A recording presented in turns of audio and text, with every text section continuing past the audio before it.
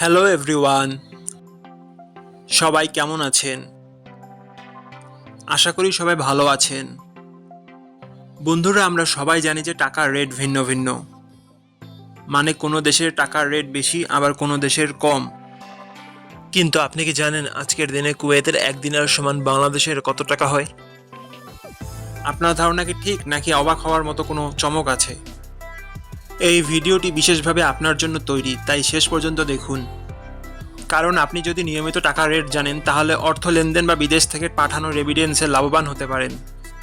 আজ মঙ্গলবার ৩ মার্চ ২০২৬। আজ কুয়েতের 1 টাকা সমান বাংলাদেশের ৩৯৮ টাকা ৩৫ পয়সা, আর অপরদিকে বাংলাদেশে 1 টাকা সমান কুয়েতের 0.0025 পয়সা। বন্ধুরা, টাকার রেট প্রতি মুহূর্তেই বদলায়, আর এই পরিবর্তন আপনার আয়, খরচ, এমনকি সঞ্চয়ের উপর প্রভাব ফেলে। তাই নতুন রেট সবার আগে জানতে এখনই চ্যানেলটি সাবস্ক্রাইব করুন এবং বেল আইকন প্রেস করুন, যাতে কোনো আপডেট মিস না করেন।